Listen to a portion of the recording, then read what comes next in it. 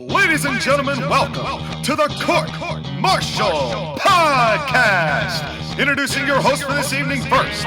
He is the host with the most from the West Coast, the Bay Area Brawler, Skylar Greenberg. And his partner, he has colonized, energized, and revolutionized the podcasting wrestling world today. Your Colonial champion, Sean McCarty.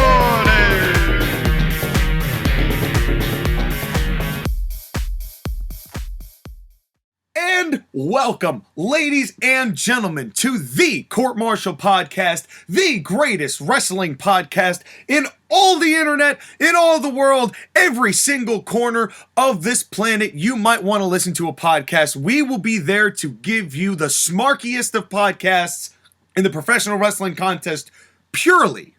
I am your Colonial champion, Sean McCarty, bringing to you ACPW versus NWL. It is season 3. It is episode 2. We've got a playlist.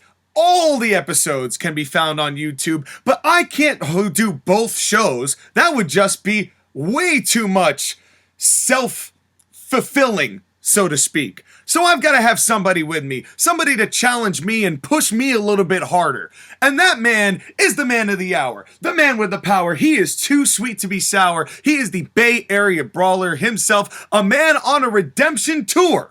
After last week's episode, as in last month's, but last week's, it is Skylar Greenberg. How's it going, my man? How you doing today? Boy, do I have a lot of redemption I have to do. There it is. So for those of you who weren't around, because we do get a lot of new listeners every single day, Sky. It's pretty remarkable how rapid the growth has been, but we've got a lot of new listeners. So we got to clue them in. So, as you all know, we do a fantasy wrestling series featuring 2 regional companies, now 3 with Josh again over at our sister channel, TAW Gaming. Right, but 2 and only in our context. Yep. And on our last NWL versus ACPW special, I booked 2 disqualifications in the main event and the co-main event. I mean, at least they did make sense why they happened, but it's for a show that we've basically put upon we're better than the current product. Even your own admission, it felt like more current product. That and the fact that I had 8 of 9 matches won by a heel. Yeah, I mean, but at least it wasn't your WrestleMania. You will never have that. Let's hope. No. Let's hope. Not yet. But in order to get to those WrestleManias or Wrestle Festival, as it were, we have to start at humbler beginnings. Because there was nowhere to go but up on the last show. But I know that this show is going to be a classic turnaround and maybe one of your best ever. So why don't we not waste any more time? Skylar, the floor is yours. And the floor is mine as we come live from Sacramento, California at the Sleep Train Arena, home of the Sacramento Kings, for NWL Spring Showdown. F's in the chat for the Sacramento Kings. I hope you're good one day. I know. And by the way, notice that my graphics are green background and yellow type. This is basically in tribute to the Green Bay Packers. And it didn't cost $50 million to do it. No, it didn't. Anyways, so before we begin today's show, we're just going to quickly go over the rankings because there has been a major shift. Yeah, Vacant has been running wild, brother. Well, he's not running wild no more because our main event is Roman Reigns in a triple threat match defending his world championship against Keith Lee, the number 1 ranked contender, and the new number 2 ranked contender, Bobby Lashley. Wow. That's quite a jump. That is quite a jump. But I'm interested. The way it worked in my company, as you know, is that I do pay-per-views on each and every one of these shows. With the idea that there is TV happening between and events that we're not seeing but maybe referenced from time to time.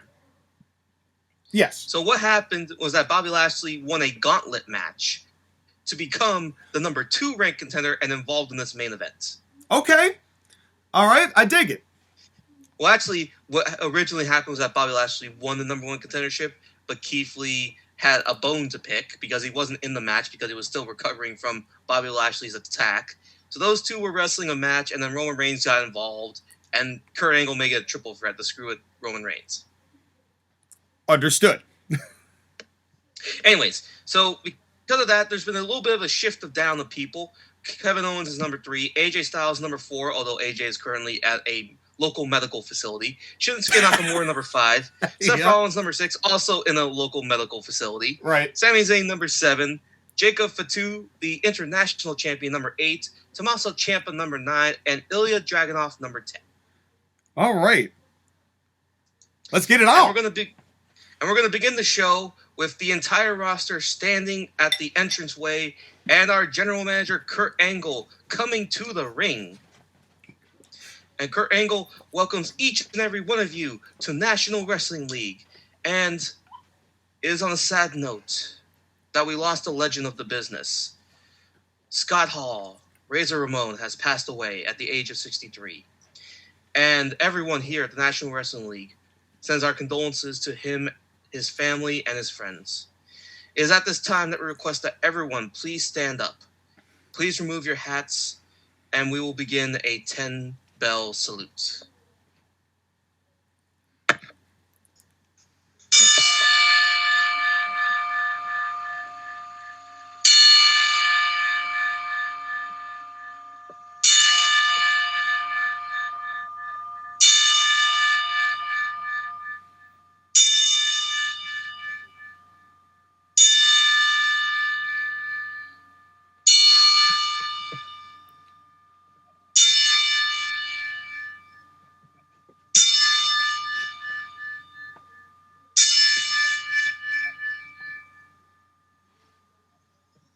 Thank you. Well deserved. Now, we will begin the show. But before we begin the show, I, Kurt Angle, have had numerous complaints from people of the city of Los Angeles about the results of last month's show. So I have an announcement that I would like to make to the entire roster. If there is any disqualifications in any matches tonight and going forward, there will be severe consequences. Ooh. Also, we are making another announcement. Beginning in June, there will be the 4-year annual tournament, the NWL World Cup. 32 competitors will compete in a single elimination tournament spanning from June until October. The winner will be declared the world champion and will challenge the world heavyweight champion at Wrestle Festival. Wow. That's a game changer. That's a bombshell. Big bombshell. Because the idea is that I like the idea of the Hart Foundation Cup, but I want to include a single elimination tournament for single wrestlers. Sure. I like it. It's hard to have 8 different stables / team-ups every single year. And it's also a good idea to freshen it up. Absolutely. I love the idea. I mean, who don't love a good old-fashioned tournament, especially when all of the matches make sense and may even have some angles involved with them, so it's engaging and refreshing and gives Roman Reigns a little bit of unpredictability as to who he might face going forward. I love this idea. And we're a ways from it, too. Like, that's not even happening, like, in the next month. So it gives people time to prepare, people time to get some momentum going. I really like how far in advance this has been put into, because now you can take the time to really cultivate it and make it grow so that before matches even start, it's something more special. Plus the idea that it's a World Cup, it's a tournament basically featuring wrestlers from all around the world, because professional wrestling is a global sport. And I'm going to go into it basically. I need to do a number count, but I believe there are about 10 or 12 different countries represented in the tournament. Very cool. Very cool. Again, it's what the CWC was and what I wish WWE would do. Well, because unfortunately we knew that they were never going to truly embrace and accept and appreciate cruiserweights. Even when they did it, you almost kind of knew that the second that tournament was discontinued, it was never going to be respected or used in WWE again. But the structure of a tournament like this, I love the idea that it's not just happening over one night or 1 month or something like that. You know, that's the thing that I think happens with WWE a lot of times now. Like, I mean, the Dusty Classic they've been having going on for how long now? About a month? About so, roughly. Yeah, about a month, which is what they normally do. But you're talking about taking an entire season. You're talking a quarter of a year. And that's just to determine a winner of a 32-man tournament that'll eventually go on to face Roman Reigns in November. I love this. I love everything about this. The implication is that it's world champion. It may not be Roman Reigns. He has to get there first. Right. That's, well, I'm, of course, as somebody who has loved everything Roman Reigns has done since you've gotten a hold of him, I've become a little bit of a Roman Reigns fan in NWL, especially because of how well the feud with MJF went. And, you know, and how that whole thing came to pass. So I'm wouldn't be surprised if Roman Reigns does still have it, but this is a pretty colossal main event you've got on this show itself. It is, and who knows? Let's see what happens. It's triple threats. Hell yeah, man. We're gonna begin the preliminary show with 3 matches. The first match is Ty Conti versus Bianca Belair. Okay, I'm assuming that Ty Conti is not going to get this dub. Nope, it's going to be a 7-minute match because I want to give her a little bit more experience, but Bianca's going to win this match. Sure. Understood. I mean, it gets Bianca a win, it gets her seen, and more importantly, gets Ty Conti more experience. Next match, the Fashion Police, Tyler Breeze and Fandango versus the new look almighty crew of Apollo Crews and Powerhouse Will Hobbs. I wonder who's going to win this match. Oh, 5 minutes, almighty crew. Oh, man. Poor Breezango. I like Tyler Breeze, too. You can't... What else can you do with them? Nothing, really. It's a jobber-level gimmick. Yeah. And it's... But, you know, for those of you who are only familiar with Tyler Breeze from his Breezango or Fashion Police days or whatever the case may be, go take a look at some of his NXT stuff. The first run. The second run was eh. Even though the second run got him his only title gold in WWE. True. But again, Tyler Breeze, when he was in NXT and developmenting, he was good. Like, he was a good old-fashioned throwback to a Rip Martel style heel. And he had a very well fleshed out gimmick. You know, I think that's the big problem that happens with WWE is that all those lines that you spent being cultivated in NXT got blurred, so then nobody knows what the hell you're there for. Not to mention they created somewhat nuanced gimmicks that then they pared down to the simplest denominator. Yeah, which is for toddlers most of the time. But speaking of jobber gimmicks, now we have the third preliminary show matchup, but before it begins, Big Swole is in the ring with a microphone. Oh no, oh dear Lord. Oh, this ought to be good.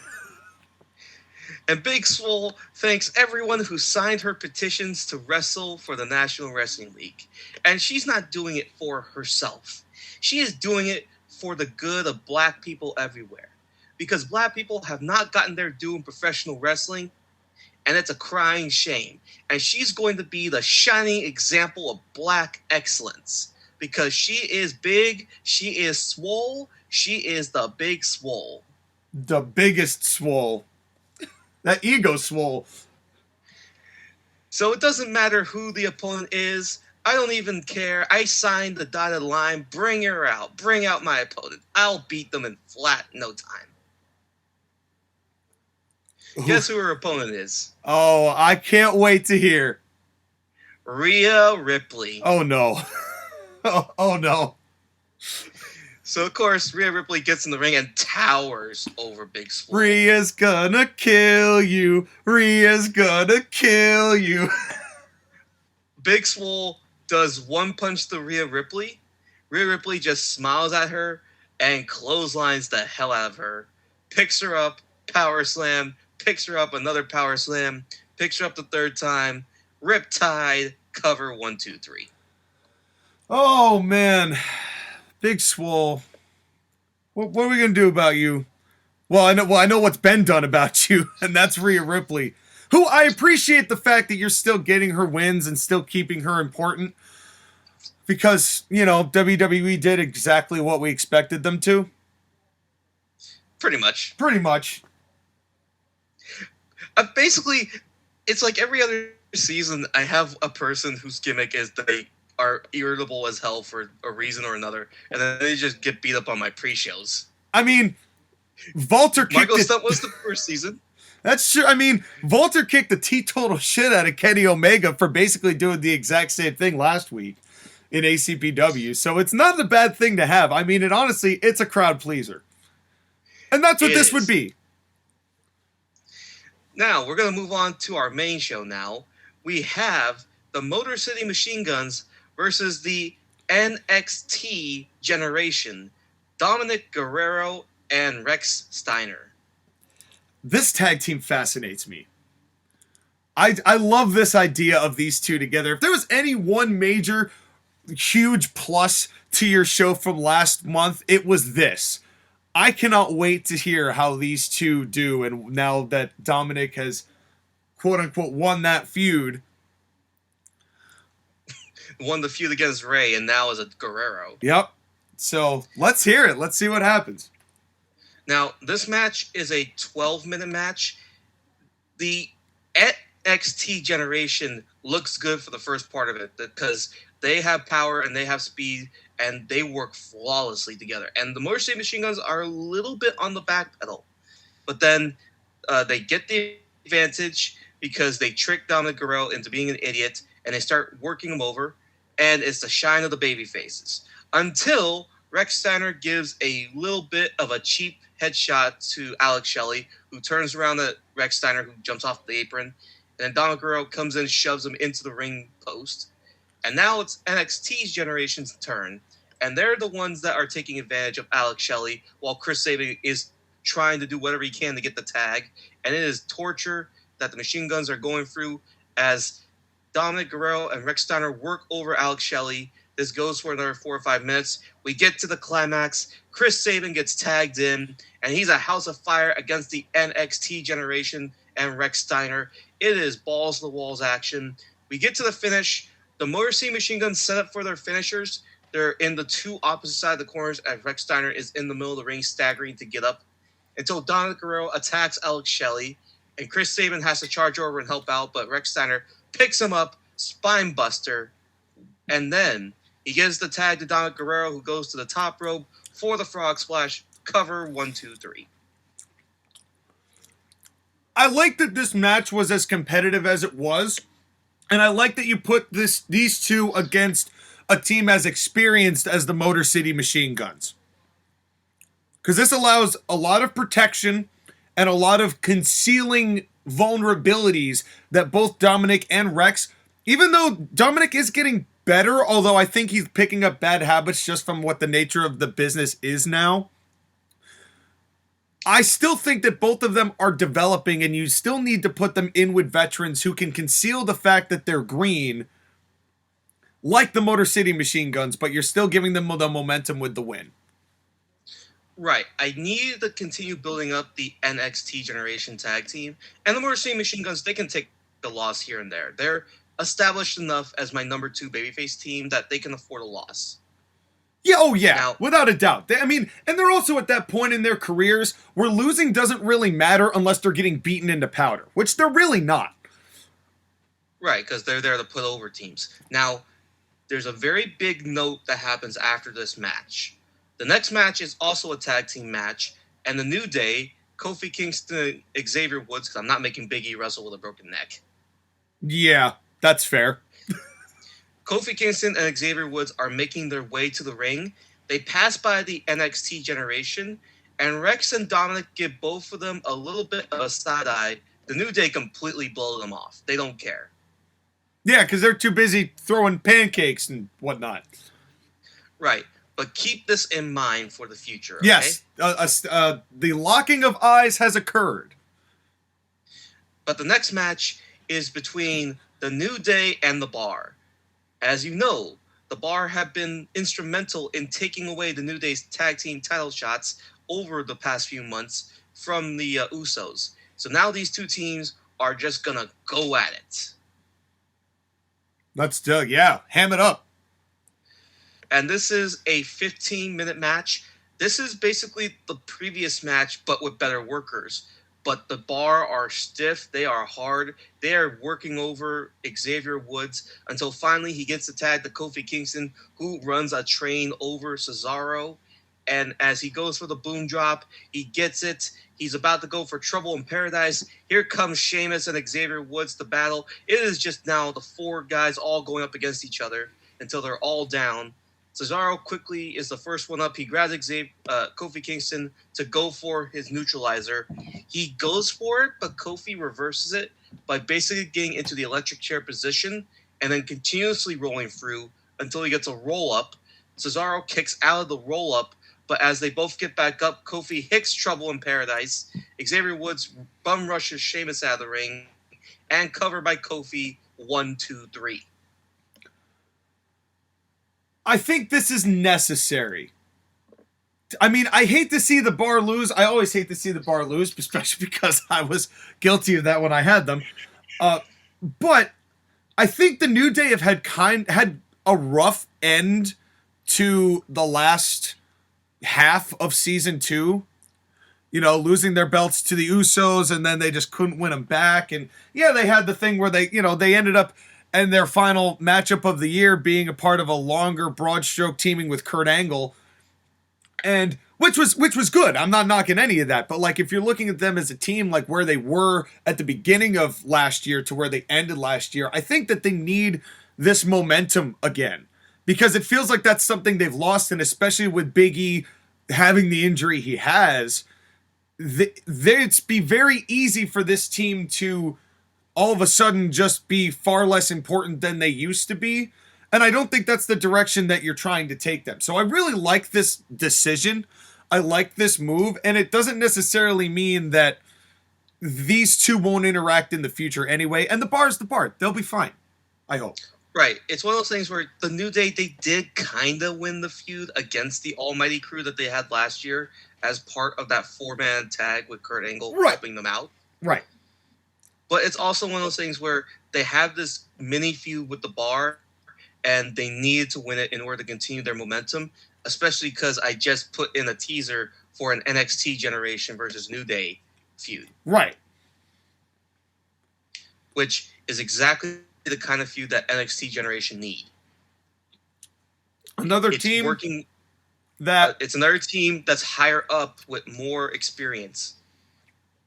Who can put on a match with a team like Dominik Guerrero and Rex Steiner and still be able to conceal some of those overt things that show inexperience. Right. Now the next matchup is a championship matchup. It is the NWL International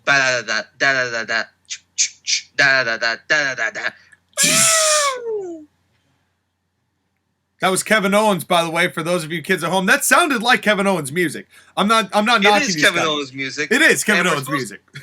And we're supposed to have a championship match with the International Championship, but I guess Kevin Owens has made his way to the ring. What is he doing here? He's not supposed to be out here. And Kevin Owens just says, "Shut up, everybody. Boo! Shut up. This is my time. Boo! My time. I am a former world champion. This is still the KO show. And the fact is that I should get a title shot because I am a former world champion. I shouldn't have to be subjected to number one contendership matches like the one with AJ Styles or that stupid gauntlet match. Kurt Angle should give me the title shot right here, right now. But I know he won't because he's a coward." Oh, boo! Boo! But I'm not a coward. And shut up, everybody. Shut up. The only cowards that I see here besides Kurt Angle is every single one of you people. I would love to have one of you guys come into the ring, but you know that I would put your asses back down. Asshole. Asshole. Asshole. In fact, but I'm going to prove that I'm not a coward. So I'm issuing an open challenge. Somebody, Anybody, come down to this ring. I'm in a bad mood and I need to beat somebody up. Wow. Staking his claim right here, right now.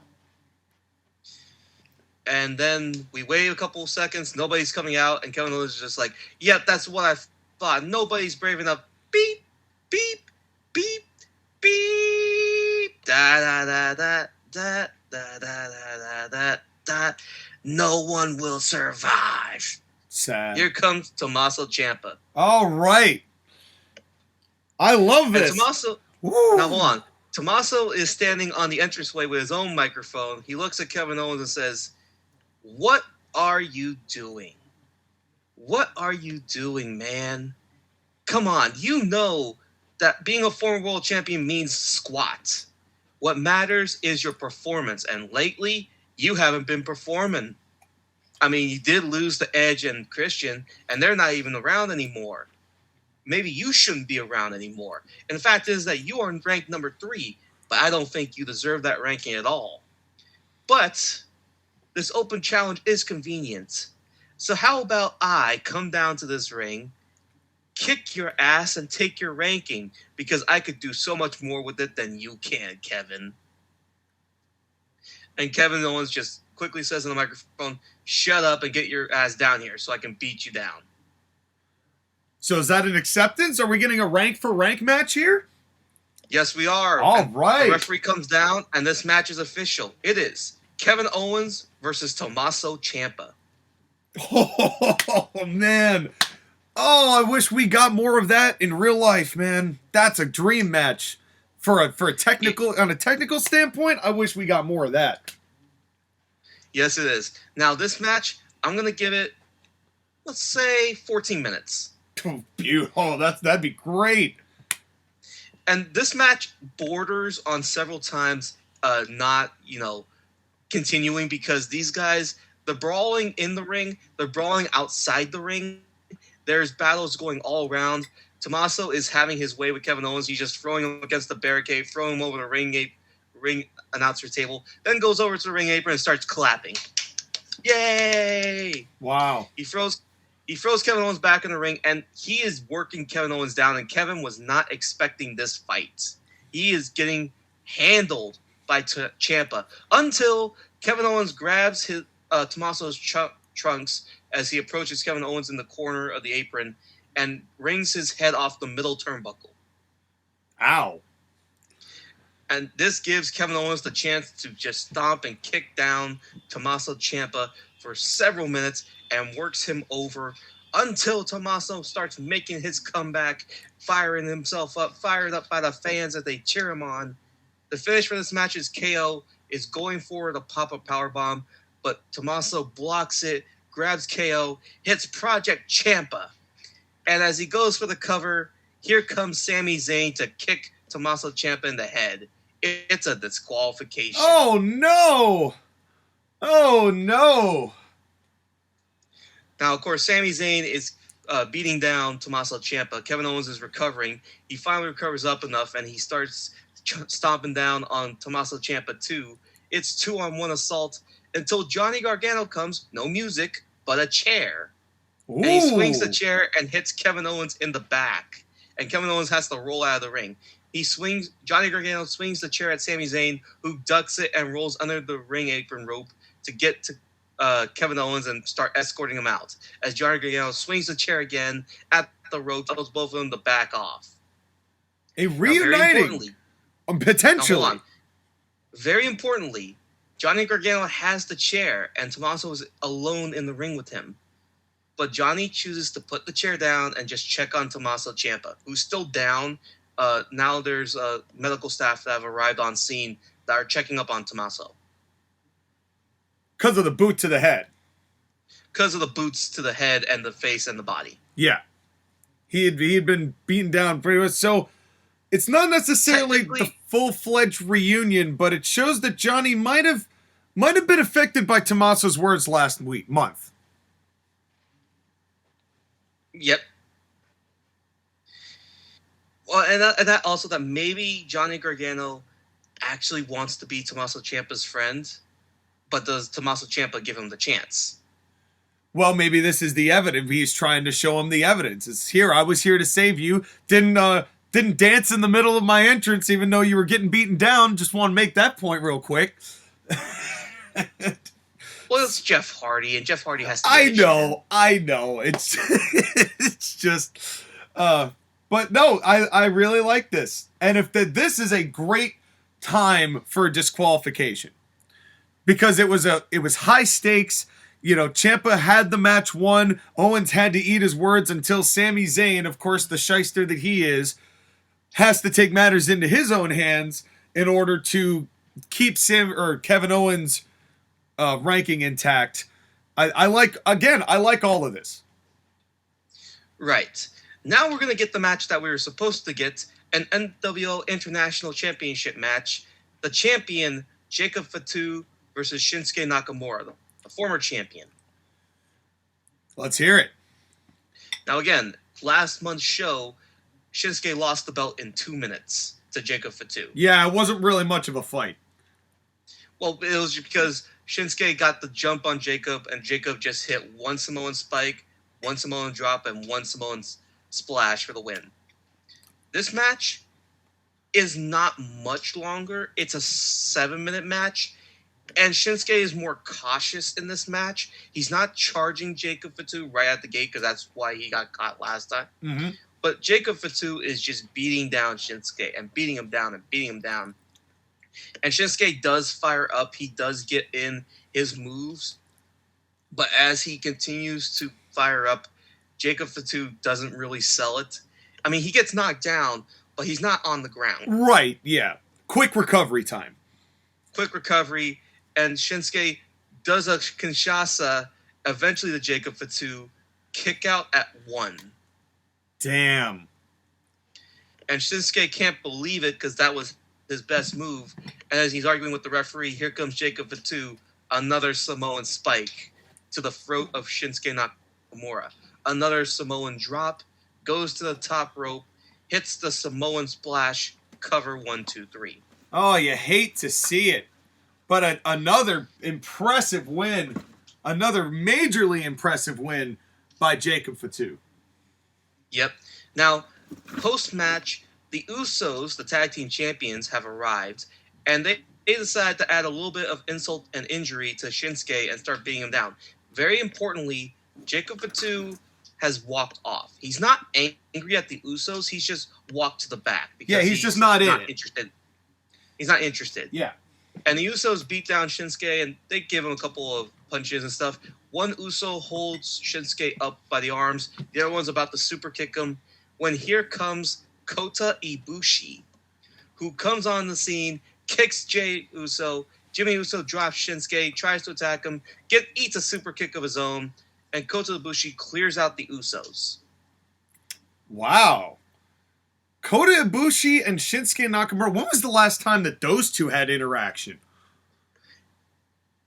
Years ago. Years ago in New Japan. Back at the height of the Wrestle Kingdoms. Yep. And two of Japan's biggest wrestling stars ever working together? Question mark? Because you never know with these kinds of guys. You know, I think that's the thing. It's like there's loyalties in Japan's factions, but there's also no loyalties in Japan's factions.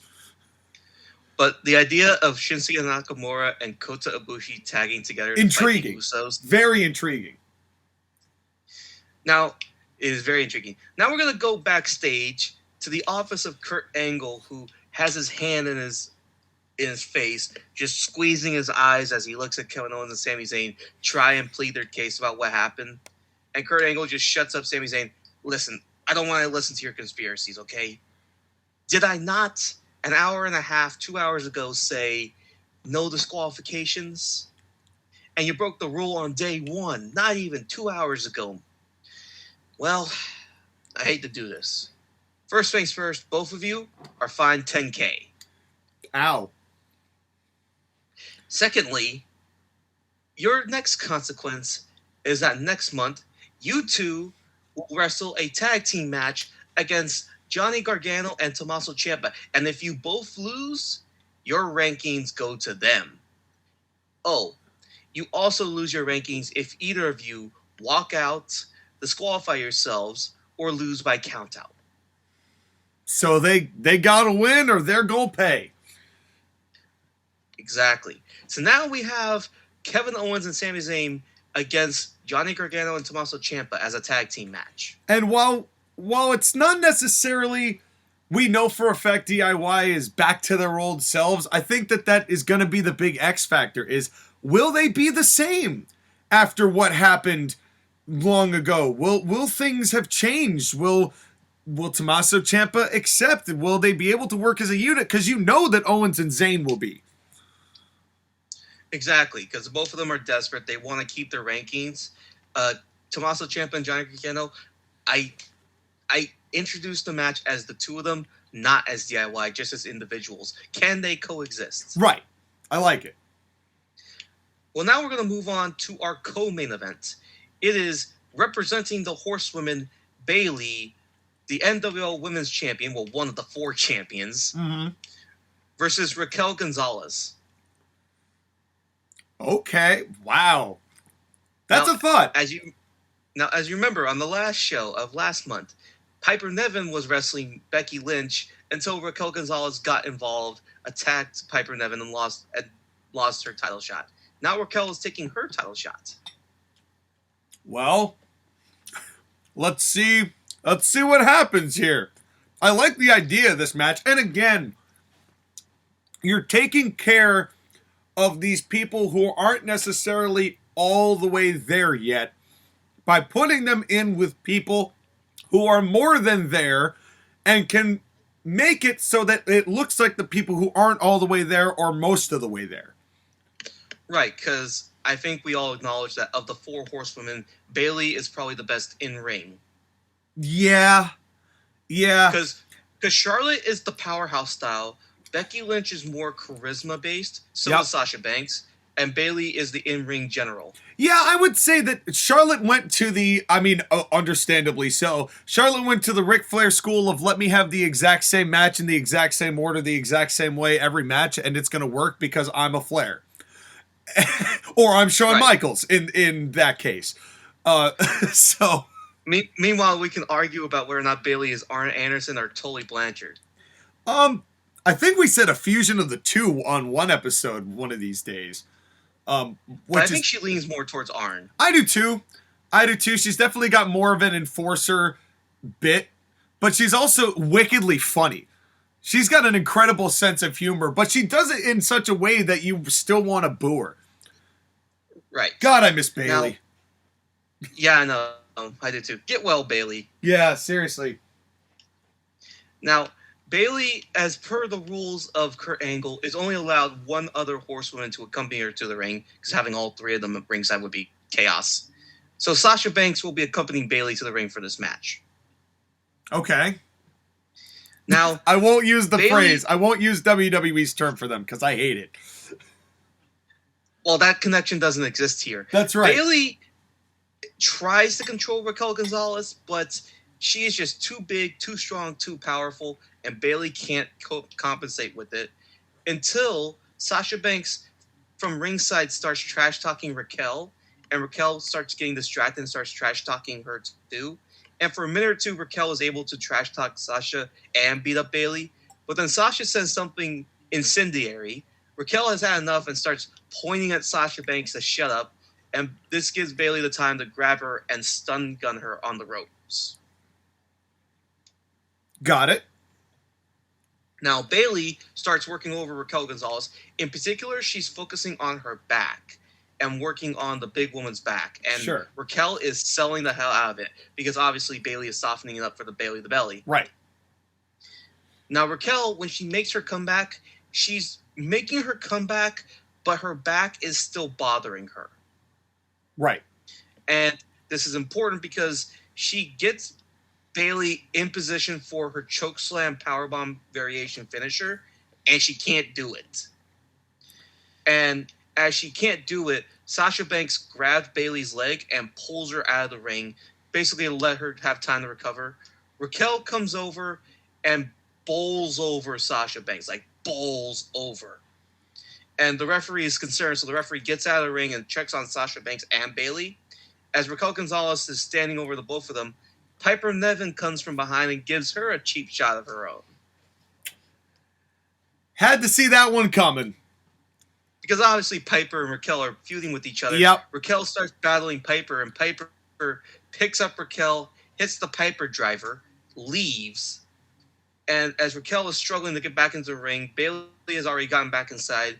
Raquel gets back in, but she's woozy on her feet.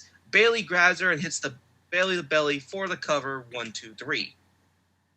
You hate to see it, but you also had to know that Piper Niven was going to want to get some revenge after what Raquel did to her last month. Right, and even though Raquel basically worked babyface this match, she's still a heel in my company, and Piper's a babyface, and this is Piper getting her revenge. Right. Now, I do want to make a note that all 4 horsemen have now entered the ring. Charlotte and Becky have gotten there, and they're helping Bayley up to her feet. Here comes Rhea Ripley approaching the ring, and she gets in the ring with all 4 of them, and she's not scared. She looks down all 4 of them, looks at Charlotte, looks at Becky, looks at Bayley, looks at Sasha Banks. Sasha does a little shove to Rhea's face. Rhea just does one punch and levels Sasha Banks and rolls out before the others can grab her. I think that I see some bait right there. I think Rhea's going to get what she wants. If the whole goal was to get a title match with the weakest member of the group, I think Rhea Ripley might have just done just that. Right, and you noticed how I've done my defenses. Charlotte was the first defense, Becky was the second, Bayley was the third, Sasha's the fourth. It's the rotation idea. Yep, and again, the fact that they're all doing that. Well, so theoretically,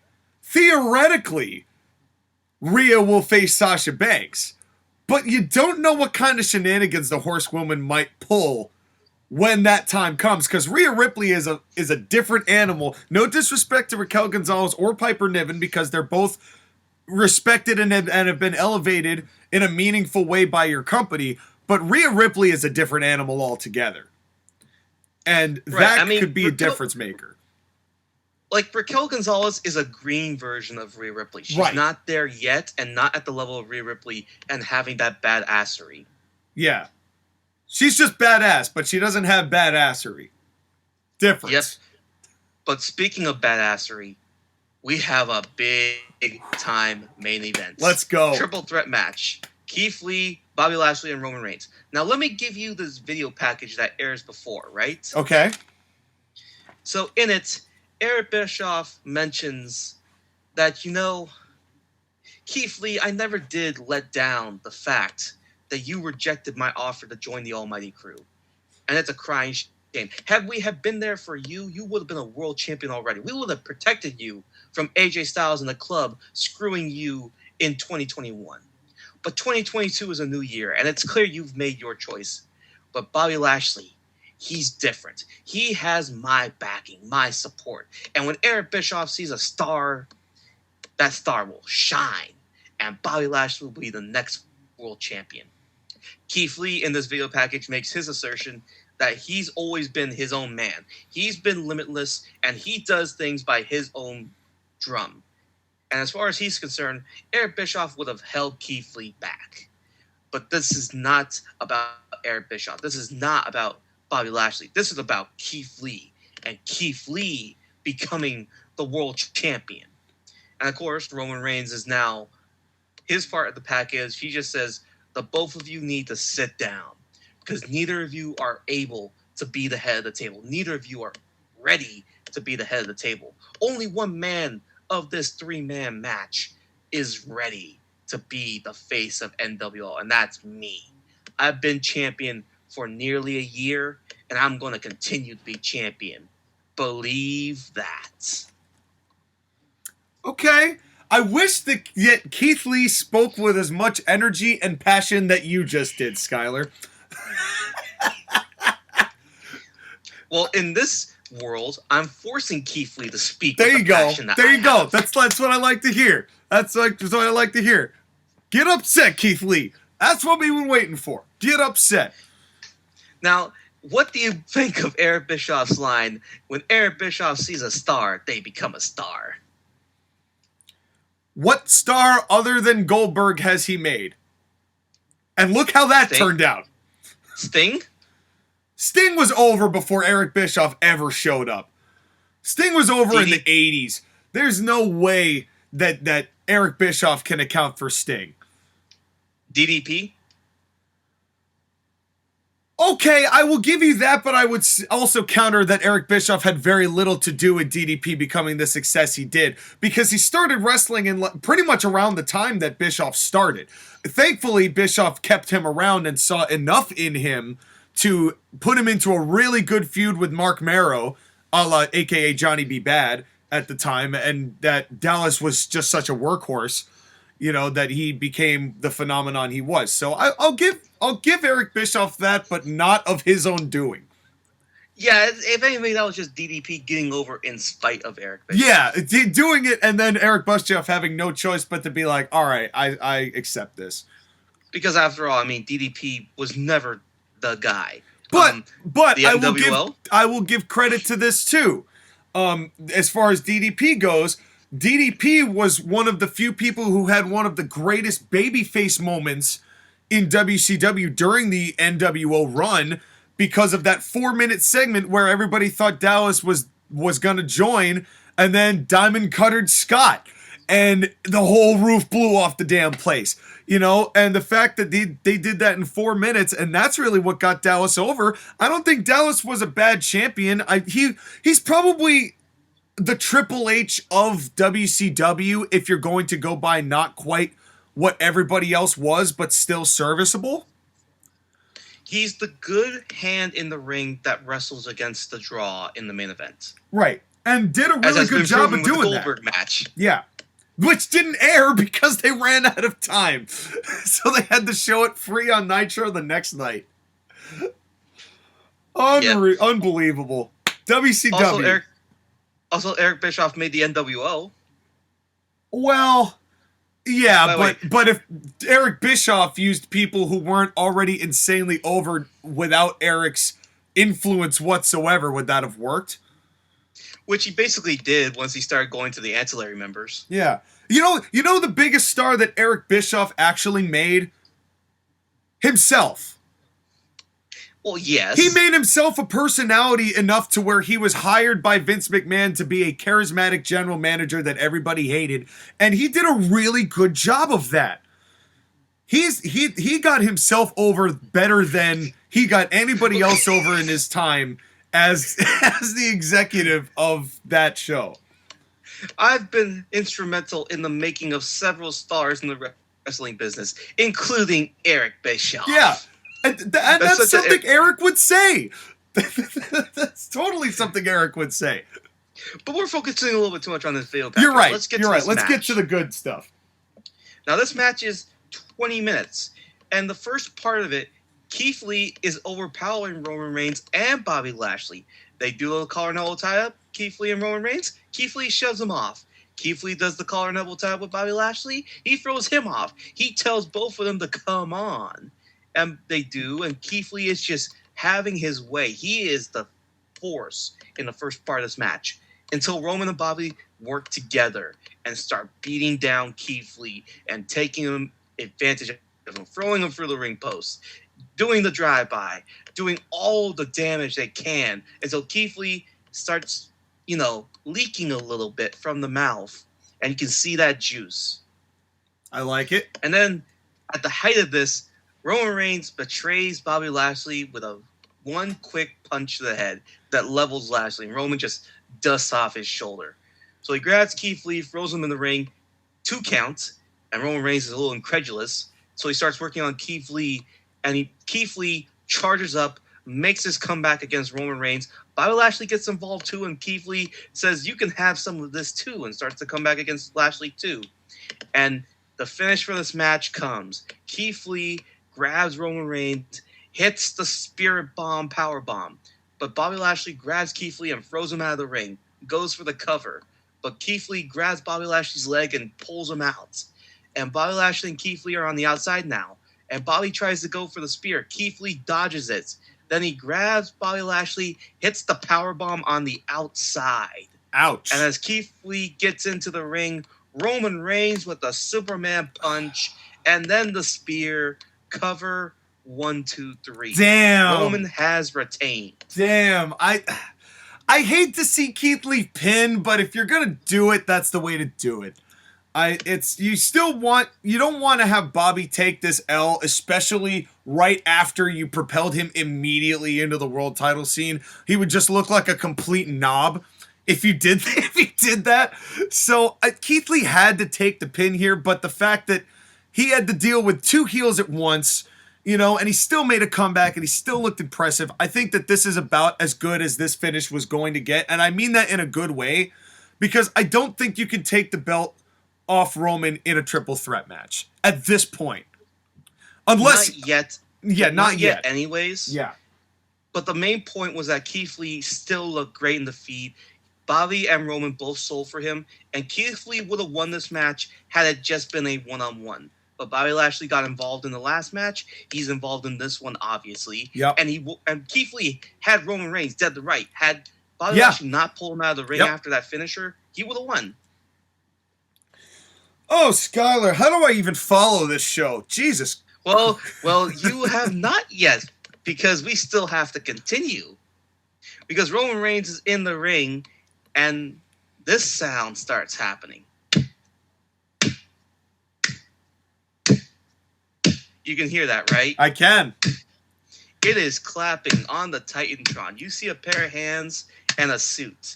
And as the clapping continues, the camera pans up, and it is Alexander Hammerstone. Oh, boy. Okay. Now Alexander Hammerstone does a little bit of walking, gets to the entryway as Roman Reigns is still in the ring recovering. And Alexander Hammerstone requests for a microphone as he does it, looking good in his suit with his glasses. And Alexander Hammerstone says, "Congratulations, Roman Reigns. Truly a magnificent performance. Oh, hello, National Wrestling League. I should introduce myself. My name is Alexander Hammerstone. I am the newest signing to the National Wrestling League, and I look forward to introducing you to my skills." But let's not take away from the fact that Roman Reigns, truly a magnificent performance, defeating two behemoths in a triple threat match. Truly magnificent. Everybody clap for Roman Reigns. But there's something that's not right here. You see, you may be a world champion, but should you be the world champion? Because it wasn't that many months ago that you went to a time limit draw against a dear personal friend of mine, Maxwell Jacob Friedman. And Roman, I love you. I love you and your full lies. You saying that Arn Anderson didn't have enough money to pay you an extra 5 minutes after he went to a time limit draw against Maxwell. We all know, had 5 more minutes been put on the clock, Maxwell Jacob Friedman would have pinned you. And in fact, the fact of the matter is that had Maxwell been serious, that match would not have gone on 30 minutes. Remember, he wasn't wrestling you for the title. Had the title been on the line and Maxwell actually wanted your title, well, we all know Maxwell would have won because he took you to your limit without trying. But my man Maxwell, I understand. He has other priorities, such as the Atlantic Coast Pro Wrestling World title. But while my friend Maxwell Jacob Friedman doesn't want your title, I do. Now, at this point, Hammerstone has walked halfway to the entrance ramp to the ring. Roman has gotten up, and the Usos have joined Roman Reigns in the ring. They came from the sides of the crowd, so all three of them are in the ring while Alexander Hammerstone's in the middle, right? Yep. And Hammerstone looks at it as welcome, Usos. I was wondering when you were going to be here to be the backup for Roman and be his little B squad. And by B squad, I mean bitch squad. Ooh. Understand something, Roman. That title of yours will become mine because my name is Alexander Hammerstone, and I get what I want. But I'm willing to fight, and you three certainly look like you want to fight. So how about we fight? So Alexander Hammerstone takes off his suit jacket. He takes off his tie. He's starting to unbuckle his shirt. But then he stops, smiles, grabs the microphone again and says, "But I'm not stupid because I'm not going to fight you 1-on-3. And here comes Maxwell Jacob Friedman and Richard Holiday. Oh, snap. The two of them have joined Alexander Hammerstone in the middle. Of course, Roman looks at Maxwell with rage because Maxwell Jacob Friedman has arrived to National Wrestling League. And Maxwell grabs the microphone and says, "You weren't done with me, Roman. I still want a piece of you. Except we're going to do it on your terms in your house, and I'm going to beat you on your own house." Of course, Richard Holiday says, these two guys, they may want those titles, but I see some more titles in that ring. Those tag team titles would look good around my waist. Don't you think, Alexander? Of course, Alexander starts smiling. He's like, "That they would. But I want the first shot at that world title. But let's get talking. Let's start fighting." So he drops the microphone. As he does, 6 security people have arrived now, and they're in the middle of the aisleway, so they're blocking Roman Reigns and the Bloodline and the Dynasty. And then Alexander Hammerstone, Maxwell Jacob Friedman, and Richard Holiday start beating up security. The Bloodline get out of the ring and start attacking the Dynasty, and full-blown chaos has happened in the National Wrestling League as the Dynasty and the Bloodline are fighting it out. And then eventually it comes down to just Alexander Hammerstone and Roman Reigns fighting each other. And Alexander Hammerstone grabs Roman Reigns and throws him into the cameraman, and the camera falls down. And the last image it sees is both of those two men still fighting as the show goes off the air. Skylar, how in the hell am I supposed to follow this show? I said at the start of this program that this would be one of the best shows you ever do, and I completely called that. Top to bottom, A+, sir. This was so fun. It was engaging. You got people over in the right way. You put the right people in the right situations for them to succeed. You've got an intriguing new set. You've got the Dynasty and the Bloodline going at it. What is Jacob Fatu going to have to say about all of this, especially because he wasn't interested in the beatdown earlier? You've still got the feud of Roman Reigns and MJF is clearly still happening, even though it's not necessarily MJF-centric, which I think is fine in this situation because you want Hammerstone over. I mean, MJF is over, but you want Hammerstone over, and this is the way to get it done. Damn, Sky, you've put me in a hell of a position by how well this show was booked. Well done, sir. Now, let me go ahead and make an announcement for the next NWL show. The next show is a 6-man tag, the Dynasty versus the Bloodline, with Roman Reigns' world title on the line, and should the Dynasty win, Alexander Hammerstone will be the new world champion. Sounds like a plan. Sounds great. Wow. But I've been waiting to debut Alexander Hammerstone. I've been waiting to cut this promo. Yeah. Well, no, you sat on him until the exact right time, too. It kind of reminds me of what I did with Brock, because you took Hammerstone back in September, right? I believe I took him in November. I don't remember when we did the last drops. Yeah, I'm pretty sure it was September. It was September or October. I can't remember what the time was, but you took him in the one right before the end of the year. And so you've had him for a considerable amount of time. Because I'll be honest with you, I wanted to continue MJF, but you ran a particular problem. It's like MJF doesn't want the title. So I'm like, okay, well, how about the other member of the Dynasty? Oh, yeah, that's another thing I do want to say. Your justification for MJF not wanting the title with Hammerstone, love that. Love that. Because it honestly adds some, and he wasn't even trying. I think that completely complements the whole idea that MJF doesn't take Roman Reigns seriously, and proved that he could hang with Roman Reigns in a half-an-hour time setting with no title on the line. Imagine what he would have done if there were stakes attached. I love this. I love this whole show. Again, it was my interpretation of if MJF was serious and actually wanted Roman's title, but he's got other priorities. He wants the ACPW world title. Yeah. Can you imagine how pissed off Los Angeles is now seeing this show out of Sacramento just blow the ratings out of the water? I just had to course correct one of my worst shows with one of my best shows. I know. It's so funny. I love this. I love it, Scott. Great job. Honestly, great job. Loved this. Everything about this show.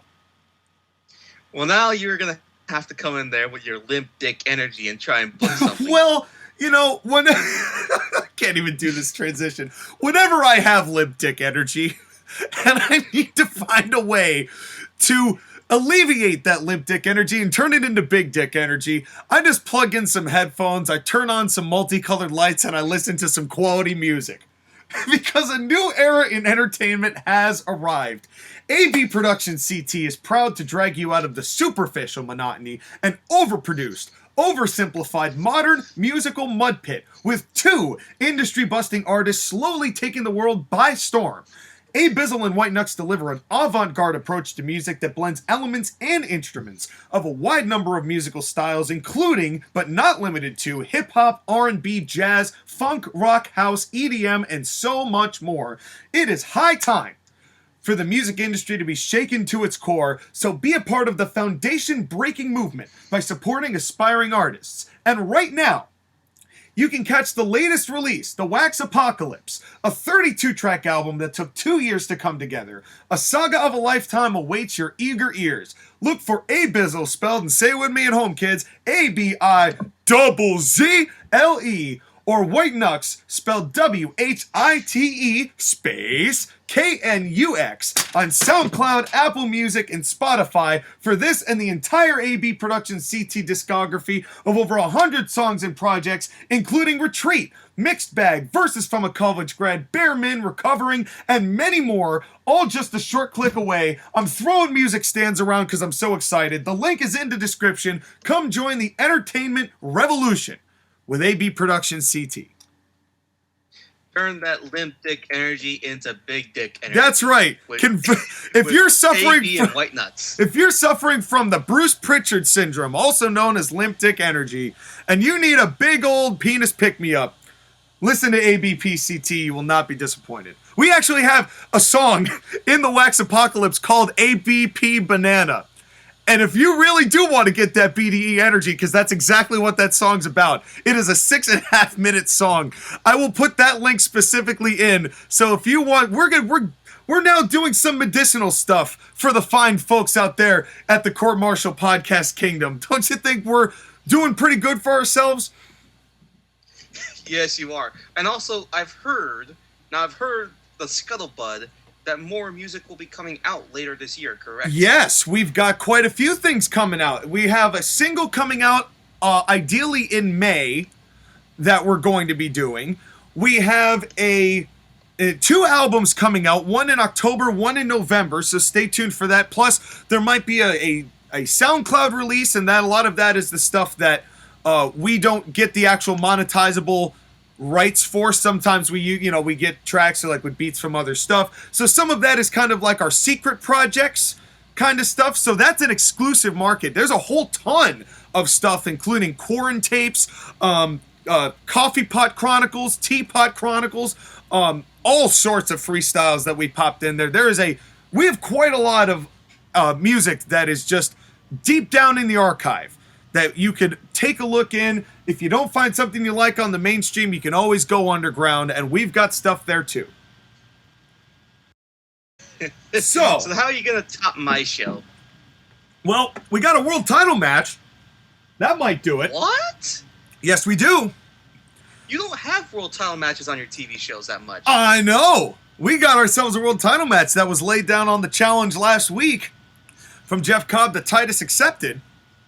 But that's our main event. We got a ways to go from there. ACPW, this is episode 20, the big 2-0. And now, if I remember correctly, we are 2 weeks away from, is it the Melee in Montreal again? It's not in Montreal. We're currently calling it the May Melee. Okay. And we don't know where exactly yet, so I don't want to make it specifically in Montreal because it might not be in Montreal. Somewhere in the general vicinity of the Atlantic coast. Somewhere on the East Coast somewhere. So that is all you need to know. Where we are tonight is Atlanta, Georgia. And we're at the Georgia Dome, which we're very thankful we got the Georgia Dome because that's a pretty big venue for a small territory like ACPW, but we've seen some growth in the past couple of years. And yep, like we can say that we can fill out 10 to 15,000 seat arenas. Yeah, we may not sell it out, but we're getting good attendance. We're getting a good gate. A lot of good advance, good at the door. You know, come get some nachos with actual cheese because we actually try to make the food actually not just what you could find for $6. Screw you, Atlanta Falcons. Yeah. We're making better nacho cheese than you guys are football scores. We're not making a $16 Miller Lite. You know, that's not how we do things in ACPW. Speaking of which, did you hear the new Seattle hockey team charging $10 for a bottle of water? I mean, I've seen that in New York for the past 6 or 7 years, so I'm not that surprised. That water had better be the greatest water in the history of water. Better be laced with gold. Are you kidding me? That better be gold flake water. Otherwise, I ain't buying it. Exactly.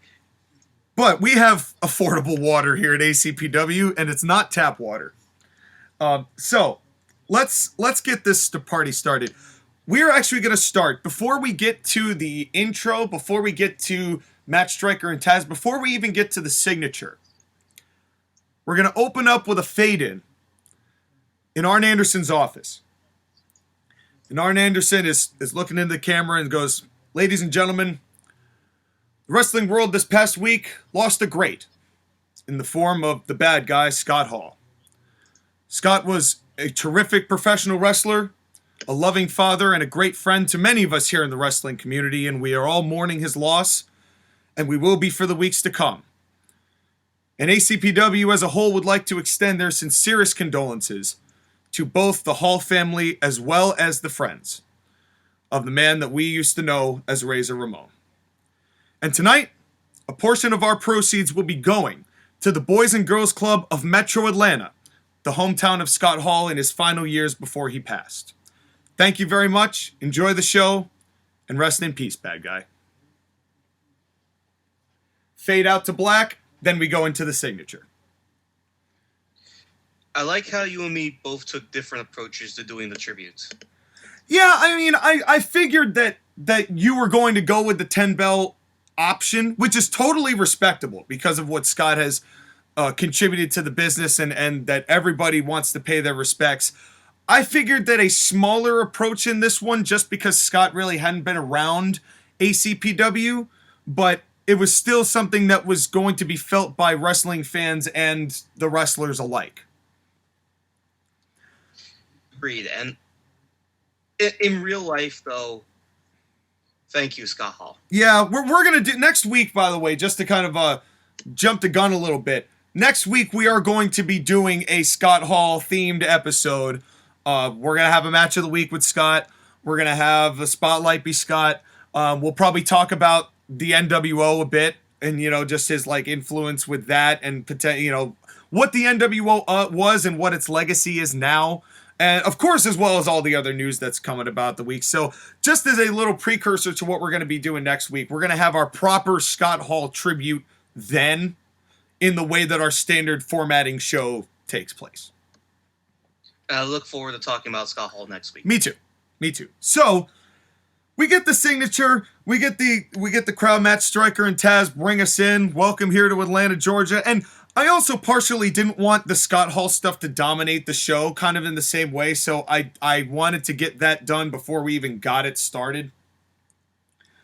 And exactly. It's good to start the show with it, have the show be a tribute to him, but not mention it until later on. Right. Well, now we're going to start as it sounds like we're going to be there for the first match. But before we do, we hear Kenny Omega's music. And he prances his ass down to the ring and pulls up for, he tries to take the microphone, but like JR's like, no, I'm using the microphone. So JR gets into the ring and goes, well, Kenny, I'm not quite sure why you're here. I mean, you don't have a match tonight, and what's the occasion? And Kenny goes, I wanted to come out here, and first, I must ask that each and every one of you here in Atlanta silence your cell phones. Please keep your mouths shut as the performance is about to begin. And of course, the crowd always definitely shuts up when you tell them to. Boo! Boo! You suck! You suck! And JR goes, all right, well, what do you have more to say? He goes, well, JR, I wanted to just pay my own homage, as it were, to the later, greater Scotteth Hall. Scott is a man who knew exactly how to perform the role that he was given. Boo! When he was announced as a scarred face, he embraced that role, an Oscar-worthy role. And JR goes, Kenny, I don't think you quite understand that this is a professional wrestling ring. This is our sport. And Kenny goes, yes, and what better stage to perform the art than right here in a professional wrestling ring? Scott Hall knew his place, knew his role as a supporting actor, although he should have earned an Oscar for it. The Academy doesn't understand. These simpletons in Atlanta don't understand. Boo! And I think if Scott Hall were here right now, he would want me to say, and before he can continue, you hear, and we paid a lot of money to make this happen. Just want to make sure you hear, dun dun dun dun dun. Out comes Cody Hall with razor gear. And he walks down to the ring, and Kevin, and I almost said Kevin Dunn. And oh God, I don't know why. When you get into this level of wrestling hatred, I've just got it all in a box, and all the names are just all jumbled together sometimes. So Kenny Omega stands up and he's like, oh my God, like he fangirls, right? And Cody gets in the ring and he just stares. He's a pretty big dude. He stares, he looks at Kenny. Kenny goes to shake his hand and Cody Hall just smacks him across the face. Open palm slap that like turns Kenny around. And Kenny, of course, in sense, goes to do his little prissy prancing run, jumps into a crossbody. Cody catches him, hits him with the classic Scott Hall fallaway slam, says it's done, gets him up, razor's edge. And Cody Hall stands tall, just like his dad. You get this really warm moment, and screw it. We'll have DDP come out. It's DDP's hometown, too. He comes in. They give this big hug. The crowd goes crazy. Cody's a little bit in tears. It's a very special moment. And then that ends that match. Stryker and Taz. We'll be right back. Totally borrowing Cody Hall from Major League Wrestling at New Japan. Yes. But it's for this one-off, and he's not going to be appearing after this, but I wanted to give him a little something, and at the behest of somebody like Kenny Omega, who would be that kind of disrespectful while paying his respects, I think the crowd would go for it. Here in Atlanta, I think the crowd would go for it. They would. And it's the only time you can do something like this. Because it has to be right when it happens, otherwise it loses its effect and it loses its flavor really fast. Look at -1. Oh, yes. Yeah, because that was fine when he first died, but it's been 2 years, AEW. Stop bringing the kid around. It's done. It's done. Leave it to Josh again. He'll take care of it. Anyway.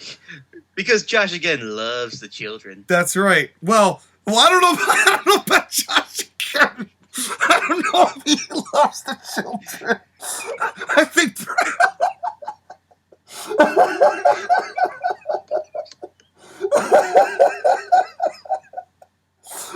Disclaimer: Josh Again is not a pedophile. That we know of. That we know.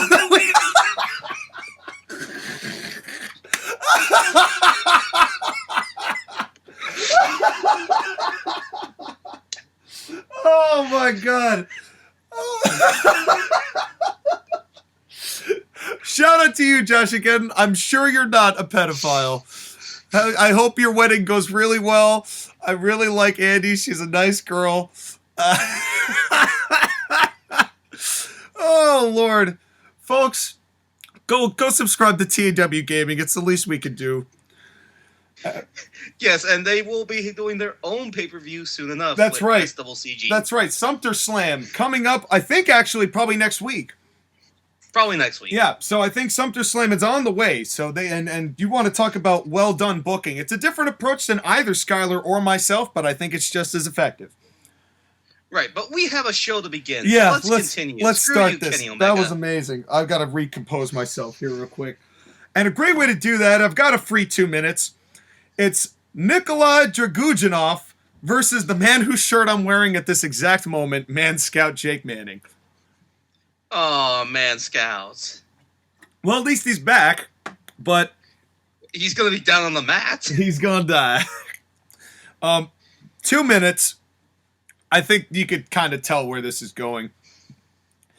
And Dragunov, I toyed with what finisher I want to give him, and I don't think I'm gonna commit to anything yet. So probably what's gonna happen the next few times we see Nikolai, he's probably gonna win with a few different things. In this case, I'm gonna give him a World's Strongest Slam type maneuver, which I think is what he's actually using, is it not? I'd have to double check what his wrestling is. Yeah, I haven't paid attention to Otis in forever. Because you are certainly not using the freaking caliper. No. You're not using the worm. No, I will not be using the caterpillar. That was stupid. That is always was stupid. So, a move that actually showcases that dude is a shooter big boy who can throw people around. That's what we're trying to get done here. Exactly. All right, moving on. We've got Matt Striker and Taz, and then we go back to the ring where JR is in the ring with the Cult of Cornette. Here are the members: Jeff Cobb, Dax Harwood, Cash Wheeler, Jim Cornette. No Randy Orton? No Randy Orton. Oh, Randall Keefe. And JR goes, well, ladies and gentlemen, it's my favorite segment every week that we have here. It's the Cult of Cornette. Is Jim Ross's gimmick that he just talks whatever he feels like on his mind and just like shits on it? What else do you do with JR at this point? I mean, he's not shitting on the program really, but I want to give him a little more personality because like that was one of the best things about Mean Gene, right? Mean Gene spoke his mind during those things. Like, even in that one where Hogan turns, he's like, you've made the wrong decision, in my opinion. So JR being sarcastic, like, oh, here comes my favorite time. I get to talk to these assholes. I mean, basically, it's probably the best thing to do as long as you're not making fun of your own program while Jim Ross is doing it. Right, and that's not what he'd be doing here. It's more exasperation because of Cornette's cult more than it is I'm out here interviewing people. Looking at you, AEW. Yeah, directly. And this ain't going to be something where Cornette just takes the microphone and JR just hangs on the ropes like the state worker. Because that's not how we do things here.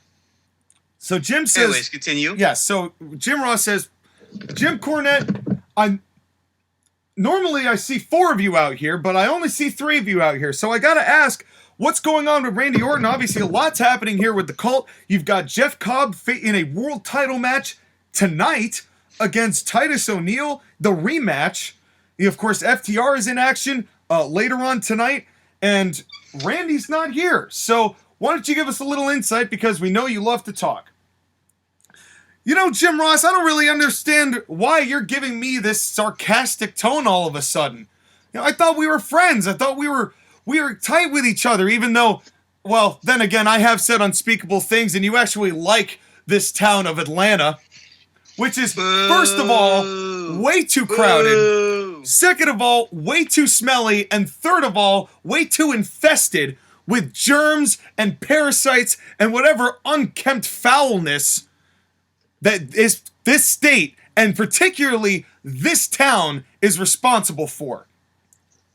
Boo, you suck, you suck, you suck. But as you said, Jim, even though I don't care for your tone, you make a lot of points. We'll start with the elephant in the room. That's Jeff Cobb's world title match, because that's the only thing that anybody should be paying attention to right now. This man, the Hawaiian Lion, Jeff Cobb, was screwed out of his world championship match back at Winter Warfare, and he will not rest like he did when he didn't have the title back when we first started. The only thing worse than a lion that's satisfied is a lion that's hungry.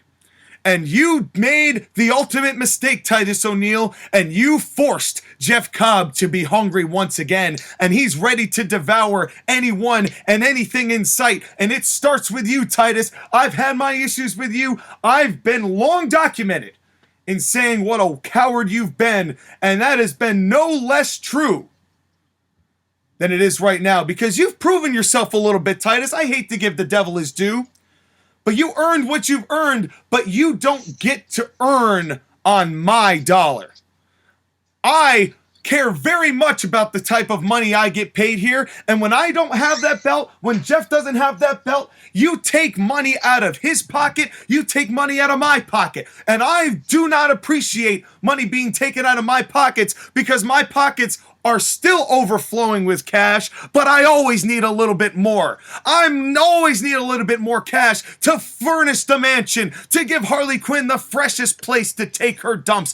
I will do what it takes to make sure that belt comes back to the cult. And rest assured, at the end of the night, the champion no more will be the humanitarian that once was. But that's not the only thing happening here tonight. Because now you mentioned Randy Orton. And behind me, Dax, come on up here. Come on up here. I want to say something to you directly. And Dax walks up and he goes, Dax, I wasn't sure what happened last week. I was a little confused. I was really upset. But after what happened in the main event with MJF and Randy, I have to admit you were right. Because I saw something in Randy I have never seen before. Or rather, I should rephrase that. I didn't see something in Randy that I had always seen before. And that was the killer instinct. Randy knew the pressures of being a third-generation superstar weren't going to be easy. But Randy always had that one psychological step above anybody else in this business. And what I saw from Randy Orton last week was a man who was phoning it in. A man who didn't have it anymore. So I sent Randy home until he could get that instinct back. And Randy, no disrespect, but at the end of the day, it's a business. And if you hurt my business, then I can't keep you in it. And Max, because I know what you did in that matchup too. I want you to understand this. I know you're not here tonight, but I know you can listen to me damn well. And I want you to hear this, Max, because the cult of Cornette has long memories. And the name MJF, before it's all said and done, is going to be a distant memory. And then there's FTR. There's these two men who once were the tag team champions, the first tag team champions. The ones who set the standard for what tag team wrestling would be in Atlantic Coast Pro Wrestling. And these two are going to remind all of these cretins in Atlanta and all up and down the Atlantic Coast why they were the first ACPW tag team champions. And it starts right now. So JR, clear the ring. Jeff, go and prepare. FTR, step up. We're going to have that match right now. It is FTR versus Private Party. So, even listening to you imitate Jim Cornette is a treat. Well, thank you. Appreciate that. But I think it speaks to the level of how good Jim Cornette as a promo is. I mean, he's probably the favorite person that you love to do promos for, right? Absolutely, bar none. Although MJF also takes a high second. Right, but there's just something about the way that Jim Cornette talks that gets on your soul that he irritates you so much. Yeah. Yeah, there's something just cutting about the way that he phrases things, and he gets upset, saying he's got endless money and he always needs a little bit more to make sure that Harley Quinn has a good place to shit. I mean, that would be a good line. The whole Randy Orton has lost his edge. That's an interesting thing that we're going to watch. And also, the fact that MJF is on the list of Jim Cornette, I don't think MJF is concerned about that. I don't think so, because MJF did beat Orton and outsmarted Cornette, but obviously that was part of the reason why Cornette now has to be like, all right, I gotta come get you now. It'll be interesting to see if MJF has a response. Well, let's see what happens now. I don't think Private Party's gonna win. No, this match goes 6 minutes. This is really just to give FTR a win. I really needed to give them a win, and a dominant one at that. Because they really haven't been doing much of that lately. I put beer money over at the Winter Warfare. So this is kind of to just get their momentum back going a little bit. Exactly, especially if you want to keep them viable as either your number 1 or number 2 heel tag team. Yeah, absolutely. So, a lot to unpack from the Cult of Cornette, but effective nonetheless, addressed everything, and hyping up the main event for later on tonight. Alrighty, let's move on. The next match is an interesting one. It is Eli Drake versus Shorty G. Ooh.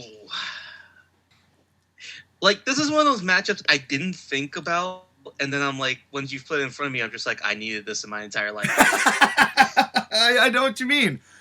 So this match goes 9 minutes. Here's the finish. And of course, a 9-minute match between these two in a 10-minute time limit, fun. Very fun. Shorty G. Alrighty. So Eli Drake makes the comeback. Shorty G does a little cheating of some description. Thumb to the eye. I didn't really flesh it out that far. Shorty G goes for the inverted Olympic slam. And as he goes for the inverted Olympic slam, Eli kind of jumps and slides out of it, gets into a back-to-back position, pulls him down for the backslide. Surprise, 1, 2, 3. Eli Drake steals a victory. Eli Drake is impressive Eli Drake is very impressive in ACPW in a way that he just hasn't been in NXT. Yeah, well, being renamed LA Knight was the first mistake. And the second mistake is not to give him any wins. Yeah, not to give him any wins, and you barely give him any promo time. So, I don't know what they expected was going to happen with him once he'd signed and they started doing that. But Eli Drake so far has had a win over a jobber, beat Randy Orton at Winter Warfare, and now gets a surprise win over Shorty G. And obviously Shorty G is not going to be happy about that, and is very visibly not happy about that. But there's not going to be any sort of afters here, because it's kind of too early in the show, and B, if there's going to be something that goes on between them, I don't want to start it now. But a backslide victory... You can only start it later. Yeah, exactly. A backslide victory gives me just enough of an opening where if I want to do it, I can do it. Right. Plus, it's also one of those things where, like, my show, I didn't start doing that stuff until, what, the 6th match or so? Yeah. Yeah. So, now, this is what I figure will probably get the most heat on the show. Well, I say that, but we got JR back into the ring, goes, ladies and gentlemen, my guests at this time is a man who I really expected a lot more of and I believed a lot more in just a few short years ago, and now has proven himself and shown his true colors. Unfortunately, it's not just about the color of his hair, which he likes to change kind of frequently. It's Cody Rhodes and Katie Forbes. Boo. Now, for those of you who are new listeners, the end of season 2 of ACPW was a 6-month feud, or like a 4 or 5 month feud with Cody Rhodes and Dustin Rhodes. That lasted a long time, got very personal. Cody Rhodes kind of caved into his I'm wrestling royalty, and there was a lot of talk about Dusty's legacy and the way that had happened. We found out that Cody had abandoned Brandy and brought Katie and divorced her while Brandy was pregnant, and brought Katie Forbes into the house while Brandy was still in it, as well as abandoned Adam Page, his friend, as well as abandoned his brother. It ended in a massive bull rope match, which is superior to a dog collar match, and that's just my opinion. I just like bull rope matches better. And it ended with Cody Rhodes trying to hang his brother. Well, actually, he did, and then he passed out, and then he dragged him into the ring and pinned him. So that's where we're at with Cody Rhodes. Just gross. That's gross. Yeah. So Cody Rhodes comes down, and he's got the ear-to-ear grin, and he's got the neck tattoo, and Katie's just shaking her ass. Shakily dickily Katie Forbes. And JR goes, well, Cody, the last time we saw you, you were choking out your brother, so why don't you give us a little insight as to how you're feeling now that the world has seen you to be the unsavory character that you've very clearly shown us you are. And Cody Rhodes goes, all of you people in Atlanta, bow down to your king. Boo. Boo. Bow down to wrestling royalty. The name of Rhodes has been brought to heights unseen even at its peak with my father. I have brought more honor, more prestige, and more dignity to the Rhodes name to where I am no common man. I am king. I banished my brother from this company for his own good. I made sure Dustin understood that he was a disgrace to the name of Rhodes. He liked to paint his face in gold. I win gold. And let this be a reminder. Let that image be a reminder that I can and will decide the fate of anyone who attempts to question my heritage, my legacy, and my royalty. And with my lovely lady by my side, I mean, just look at that. Doesn't that just make each and every one of you here in Atlanta jealous? No, it doesn't. You wish you could have what I have. The name of royalty, a fair queen by my side, and soon to be gold around my waist. Because all good kings need gold, and that's where I'm after next. So whether it's Titus O'Neil, whether it's Jeff Cobb, whether it's a pauper on the street, my name and that gold are as synonymous as America and apple pie. And there is nothing more that exemplifies the dream of that America. The America that I believe in and I rule over. Because the name will never be forgotten. Cody Rhodes.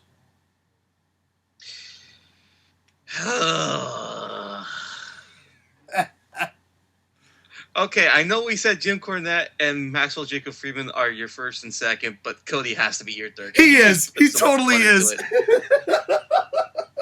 He totally is. I just love it. I just imagine this being the most like workshopped piece of garbage promo. Like, I mean, it's because this is not to say that I wrote any of this down because I didn't, but like I could just see him like in the locker room rehearsing this whole king garbage and pulling it off and people just despising it. It works. It works so much I want to punch you in the face, Sean. You did this. You're the one who did this. Let's not forget this. You're the one who gave me Katie Forbes as a joke, and I turned it into liquid gold. I didn't expect you to do what you did with her. Yeah. Okay, let's be clear, okay? I did not expect you to turn her into a basic ass magnet. Well, what else is she? The silence is telling, Skylar. Well, let's talk about some respectable women, shall we? Because we have 6 matches on this show. We're in the second half of the show, and we have got a non-title match that features a women's champion. Okay. It's Camille versus Mickie James. Ooh. Now, this happened because Mickie James challenged Camille to a non-title match. Camille has accepted, and here we are. And you have to imagine if Mickie James beats Camille here tonight, that she would instantly be in line for a title shot at a later date. One would think. Mickie James has a lot of experience. Somebody who Camille can work with successfully. And keep her greenness to a minimum. How much time are you giving this match? I'm going to give this 8 minutes. Because Mickey's that good. And the finish here is that Camille tries to hit the gut-wrench powerbomb, but Mickie, as Camille got her gut, right? Mickie grabs hold of both sides of the ropes in the corner, like at the turnbuckle, right? And Camille wrenches once, wrenches twice, and Mickey's holding on for dear life until all of a sudden, Camille grabs Mickey's hair and pulls her hair back. And then, right as the referee's coming over to tell her not to, she releases Mickey's head. Mickey's head whiplashes and smacks headfirst into the turnbuckle, which breaks the grip, which is enough for Camille to get her up for the gut-wrench powerbomb. 1, 2, 3. It's the right decision. I gotta keep Camille strong for now. And so, we get through this match. It gives Camille a level of cheating that she has not really had to use up to this point. But because she's wrestling against a dangerous veteran like Mickie James, she has to. Right.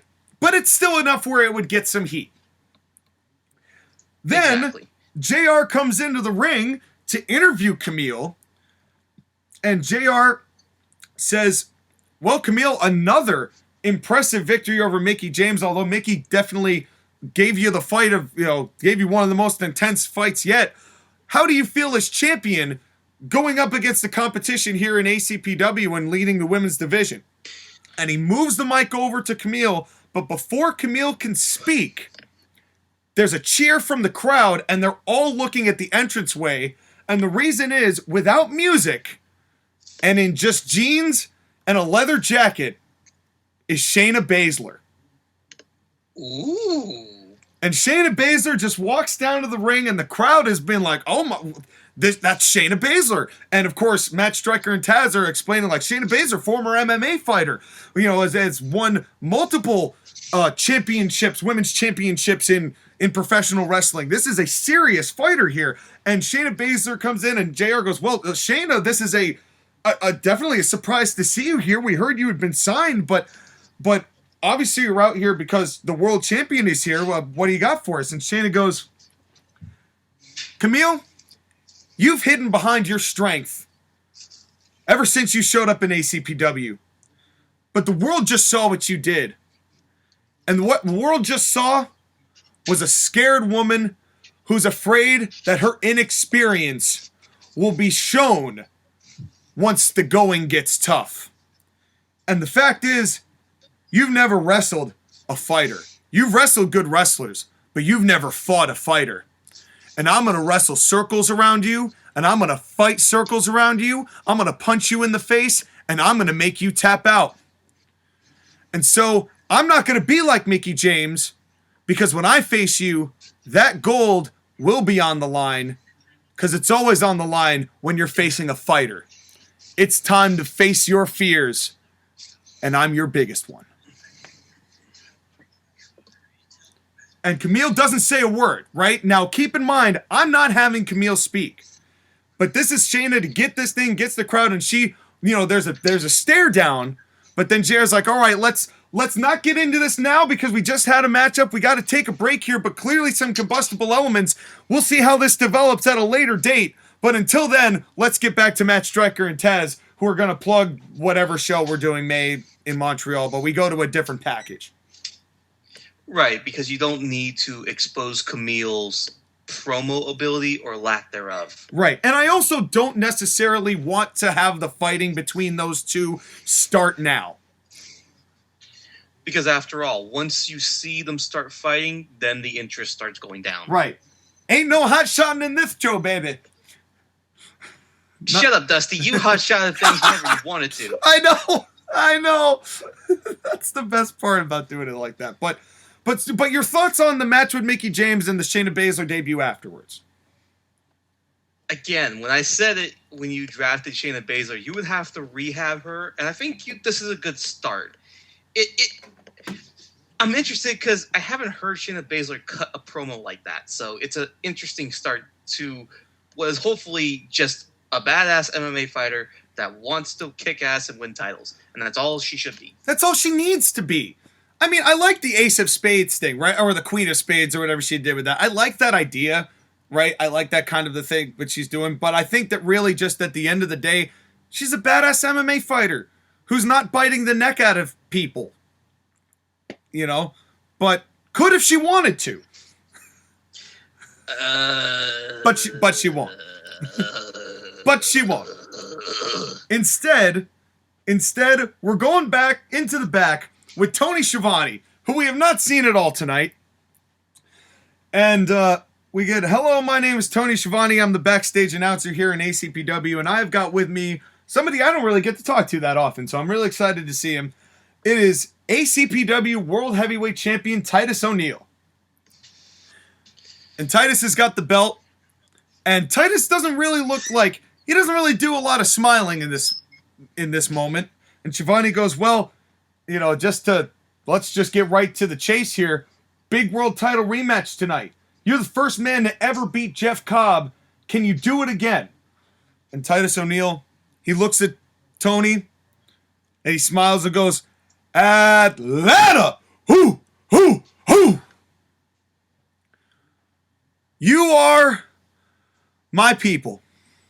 You are my brothers and sisters, and I actually have been a part of the Boys and Girls Club in Metro Atlanta. I'm real excited that ACPW has decided to join this effort. I'm actually going to be bringing the money over there at the end of the show. And I'm real excited that here tonight, I get the chance to humiliate Jeff Cobb and the Cult of Cornette one more time. Because let alone all the history that I've had with them, but the fact that he thinks, Jim Cornette, that I've taken money away from his table. Who got tarred and feathered, Tony? Who's the one who had to be out for weeks and weeks rehabbing and recovering because of the actions of the Cult of Cornette? How many other people have lost weeks off of their pay because of the Cult of Cornette? And I finally was able to break that barrier at Winter Warfare, and I'll be happy to break it again. Jeff Cobb, you know I'm not afraid of you. I'm not afraid of anybody in ACPW because I do the only thing I can. And that's with the support of each and every one of these fine folk here in Atlanta and all over Atlantic Coast Pro Wrestling. And at the end of the night, when the title's retained and I hold it up, I want you to know I'm doing it here for you, Atlanta. Who? Ooh. And Tony Schiavone goes, well, Titus O'Neil, charismatic as ever, obviously excited and determined to take down Jeff Cobb in our world title match later tonight. Matt and Taz, let's get back to you. Good babyface promo from Titus O'Neil. I know that it's kind of, you could have, if you wanted to, make him the smiling babyface, but it's good to see him serious because even though he kind of downplayed it, he knows that the Cult of Cornette is a threat to him. Oh, without a doubt. I mean, the fact that he's acknowledged that, you know, he's downplaying what Cornette is saying, but at this point, Titus has been really the only guy to truly get the one over on him. I mean, you could argue the Hardys, but at the same time, the Hardys had kind of something different to go with, and FTR got into something else. But on a world title level, on a main event level, the only person to get the up end on Jim Cornette up to this point has been Titus O'Neil. So it makes sense for him to be like, listen, I understand that you're still a threat and you're still Jeff Cobb, but I'm Titus O'Neil and I've got all these people here with me and that will always be the advantage I have. Because that's the thing is that as much as we love FTR, they're just men. Jeff Cobb is a monster. That's right. That's right. So, but that's the thing. Jim Cornette says, "You beat the monster once. Can you do it again?" We're about to find out in this main event. I'm excited for it. Yeah. Oh yeah. This should be fun, and we only have a few segments left. We got a next match. The next match we've got is James Storm with Robert Roode against Roddy Strong with Wrestling's Finest. So it's 1-on-1, but the heels still have the advantage numbers-wise. Correct. Now, here's the finish. This match, by the way, goes a solid... This is probably going to be the longest match of the night because we had some smaller matchups up to this point. We had an 8-minute, a 9-minute, a 6-minute, and a 2-minute. This is probably going to be the wrestling match of the night. You know what I mean? So I'm going to give this... main event's obviously going to be a hospital. Right. So I'm going to give this like 15, 16 minutes of a 30-minute time limit. It's not going to go all 30. But these guys are going to have a pretty substantial match. You know? So here's the finish. We get the comeback from James Storm, who gets the advantage. And just as he's about to hit the eye of the storm, O'Reilly gets up on the apron and distracts the referee. And Bobby Fish attempts to throw a belt in to Roddy Strong, but the referee actually turned around in time to see it. So he sees the belt and he kicks the belt and he's yelling at both O'Reilly and Fish and tells them, "You're out of here!" And they're all like, "Oh no, why you throwing me out the man? I ain't doing nothing." And the referee's like, "You out of here! Get out of here! You out of here!" And of course, Fish and O'Reilly are obviously upset. And the man, and now Roddy is still selling because, he tried to toss the belt, but Storm was in the middle of it. And Roddy was able to take some sort of advantage to get Storm back down. But so they're both kind of down in the ring as this is going on. And as this happens, Storm's starting to get up, O'Reilly's starting to get up, and Strong's starting to get up. But then O'Reilly and Fish just pincer Bobby Roode on the outside. And they corner him. And Roode's looking around, and he's looking at both of them. And all of a sudden, they just start jumping Robert Roode.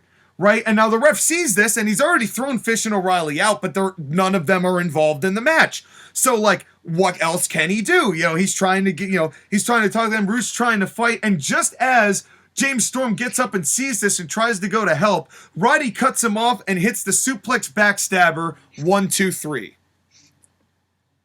So, even though they were kicked out, the Wrestling's Finest still was able to get one over on Beer Money. And still used the man advantage to their advantage as a distraction so that the heels can get a victory here and get some heat, while as not necessarily giving either member of Beer Money a clean loss. Although, I have to admit, you were trying to do that Santina Marella accent, weren't you? Not necessarily. I do miss doing those promos because they were just straight up silly, but it's every time I can throw that in somewhere, I will. Mr. Anderson. Yeah, good time. Go watch season 1, folks, if you want to hear some A-grade Santina, better Santina Marella content than any of the stuff that actually aired. For the most, subjectively. It wasn't good. Subjectively. I mean, it's still Santina Marella. What are you supposed to do with it? It's still sports entertainment. Yeah. But we don't got any more time for that because we're into the big stuff now. We got 2 more pieces here. We got one promo and then we got our main event. And this promo is a big one. JR is in the ring and goes, "Ladies and gentlemen, it is my honor to bring to you one of the biggest names in professional wrestling, so big that it took 7 years to turn into the phenomenon it did, and he wasn't even here for it. Ladies and gentlemen, please welcome my guest at this time, ACPW's newest signing, CM Punk." And I'm sure as he's coming down, the music's going loud. The people are throwing the babies. They're all crying. They're just happy to see CM Punk. Yeah, CM Punk, a huge reception in Atlanta. Punk comes in and he's smiling. He's smiling around. He's seeing the love. And JR goes, well, Punk, do you mind if I call you Punk? Punk, you've been an enigma, a phenomenon, a sensation here in the professional wrestling world, around the world, and I have to be, and I'm thankful that I'm going to be the one to ask, why did you come to Atlantic Coast Pro Wrestling? And CM Punk goes, Jim Ross, I'm going to try and keep this short, because as much as I'm known for talking, the time for talking with me and the time for being in this business for me is limited, and I want to savor every second I've got. You see, I love this sport of professional wrestling. I always have loved this sport. And I've loved all of the people who have loved this sport. It include the master technicians, the Bret Harts of the world. And there are many more. The Bret Harts, I know you're going to laugh when I say it. The Nick Namaths of the world. But the true workhorses, the true master classmen who have made their name by not necessarily being the most buff guy, not necessarily being the ones who could speak soliloquies, but the ones who put in and day out hard work, dedication, and grind to be the best technical professional wrestlers of their era. These people are the people that I love and I aspire to. And I'm no spring chicken anymore, JR. I dedicated a career to being and attempting to be half of what those men are. The Kurt Hennings of the world, what they were. And because I'm no spring chicken, what time I have left, I want to leave this business in a better place than I found it. But in order to do that, I have to take out the trash and I have to take out the cancers that have permeated professional wrestling.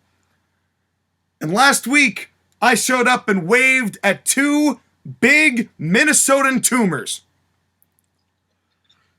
Brock Lesnar is the epitome of what is wrong with modern professional wrestling. He's a bulky guy who shows up when he wants, gets paid exorbitant amounts of money to do whatever he wants, to tell them what he's going to do. Not what he wants from the business. He's going to take what he wants from the business. He'll come and he'll make his money and he'll leave for good. And he'll never be seen again. And all those people who I've dedicated to emulate, the people I respect in this business, the day ones, the day ins, the day outs, the 365-day-a-year wrestlers who have dedicated their souls, their passions to this business. This man goes against the philosophies, the credence, and the love of pro wrestling that I have come to love. And when you insult something I love, I take great offense. And yes, it's 2022, and a lot of people get offended at a lot of things. Sometimes they're right, sometimes they're wrong, and at this point, whether I'm right or I'm wrong matters very little to me. Because what's going to happen if we're going to start dictating things around, especially with the slime ball like Paul Heyman, who I was a fan of. You know that Paul Heyman's the one who got me my foot in the door, JR? As a matter of fact, I did. He's the one who saw something in you. Yeah, I'm not denying that Paul Heyman has got an eye for talent, but I will always refute that Paul Heyman has ever been the reason for talent. As a result of Paul Heyman, this industry was given the worst of the worst bad habits, from pizza cutters to thumbtacks to being a fat walrus leading a giant turd to come in, wrestle, and leave for months at a time. Paul Heyman has been the facilitator of cancerous wrestling in this business for far too long. So before the day is done, before I leave and ride off into the sunset, which is where I'm headed, there's no disputing it, JR. Every wrestler has to bid adieu at some point, but I make it my due that it's past due to come after you, Brock Lesnar, and make sure you take a look into my eyes right here, right now. You might be bigger in size, but I'm far bigger in heart, and that's all that's ever mattered.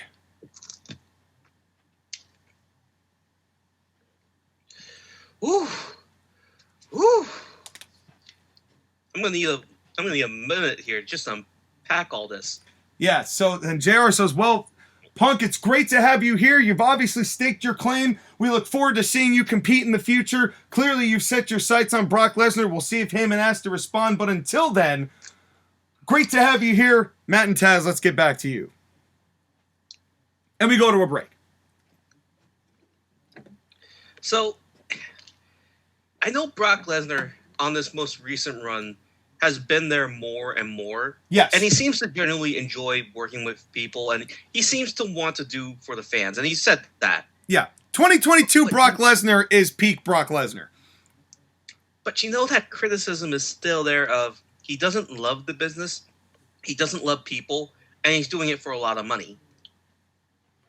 And the person who would take offense to that would be somebody like CM Punk, who was driven out of the business because he lost his passion in the first place. Because of guys like Brock Lesnar. I mean, that was one of the big complaints by CM Punk, is that Brock Lesnar is a part-timer who takes up a spot from a full-time wrestler. And while this has roots back to that old feud that they had, what was it, 2012 or 2013 or so? Yeah. I can't remember the exact year. I think 2013. I think. But it has roots in that time period, and CM Punk is the type of person who would keep a grudge and hold it all these years. For sure. For sure. And this gets, I mean, CM Punk, he's going to be over regardless, but this gives some voice to CM Punk to air why he just sat there and made Paul Heyman shit his pants last week. And so this allows that to keep going. And it's late enough on the show where this would energize people if they were feeling a little lulled after that big matchup. You know, because it was a 15-minute match with a big, you know, it was a good match and the crowd would be a little tired. The person who would wake them up and get them excited for this main event would be CM Punk. Exactly. Like, there are not that many people that can transform the entire business with nothing but 5 minutes and a microphone. CM Punk would do that. And again, and I want this to be clear, just because I don't want to bury my announcers, Jim Ross is in the ring the whole time. This isn't one of those things where Punk takes the mic and sits down. I did the cross-legged gimmick last week. That's not what this is. This is a full-fledged in-ring interview with Jim Ross. Even though Punk is leading all of this, I like having the format of JR there to keep the continuity of the concept of the it's a sport-based presentation. Take notes, Tony Khan. And speaking of... But enough about the interviews. Let's get to the fighting. It's time for our main event. It is the very first ACPW Heavyweight Championship match that has not been on one of our major shows. It is Titus O'Neil versus Jeff Cobb with Jim Cornette. This match, 10 minutes. 10 minutes. You know what? I take that back. I'm going to make it go 7. It doesn't even need to be as long, realistically, for what I'm trying to get across here. I'm going to make it a 7-minute match, which is plenty for these two. Jeff Cobb obviously gets the advantage, and you know Titus O'Neil starts making the comeback. Here's the finish. Titus starts making the comeback. Corny gets on the apron after Titus hits a big boot to Cobb, and Cobb goes down. Corny turns. Corny, gets on the apron. The ref's there distracting. Ref's a little distracted. Titus turns. Cobb charges, tackles Titus O'Neil into the ref, into Jim Cornette. Cornette takes a very light bump, kind of like jumps down, and then kind of rolls off because, he's in his 60s or nearing 60. I forget which. He's 61, I believe, or 60. Yeah, just turned, or a few months ago. But still, not trying to have him take any major bumps. So He takes it, but makes it look believable at his own pace. Ref's down. The ref is down.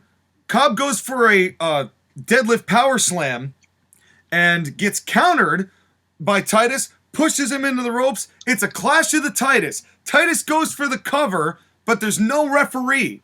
Now, what's happening next, all of this, from the time the referee goes down to the time that this whole piece is over, that I'm about to get through, we're talking 90 seconds tops.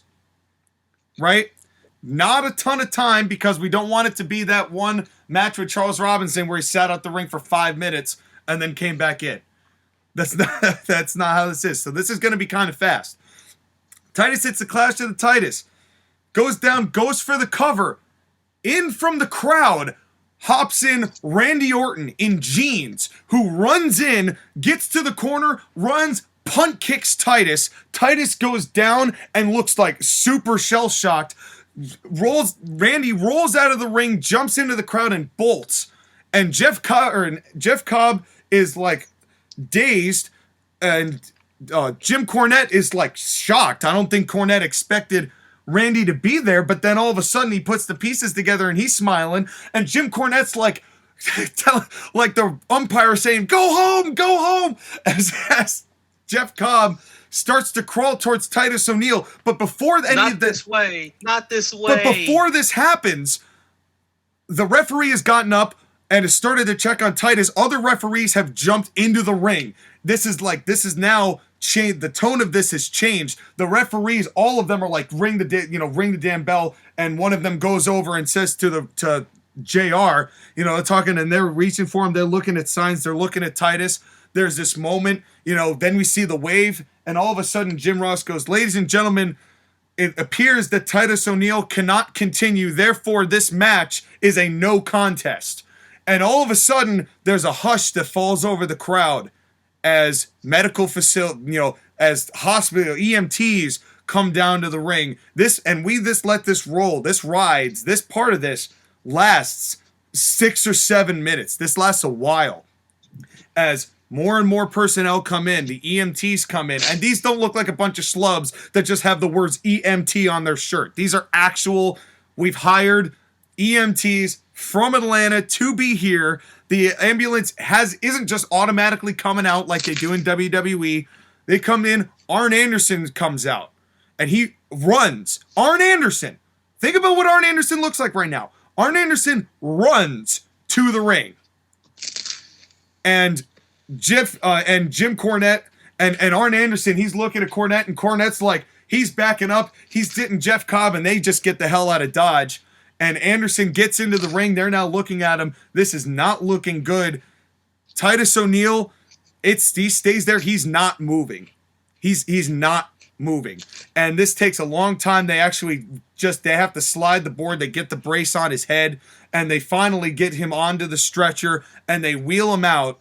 It is a hospitalization angle. Randy Orton's punt has really fucked up our world's champion and fucked up the world title match. And that's how we end the show.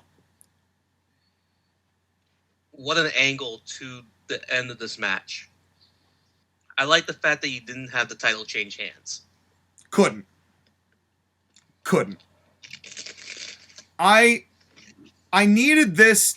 I needed to have this rematch, and I hate that I gave it away on free TV, but because of what we were going for, it justified it.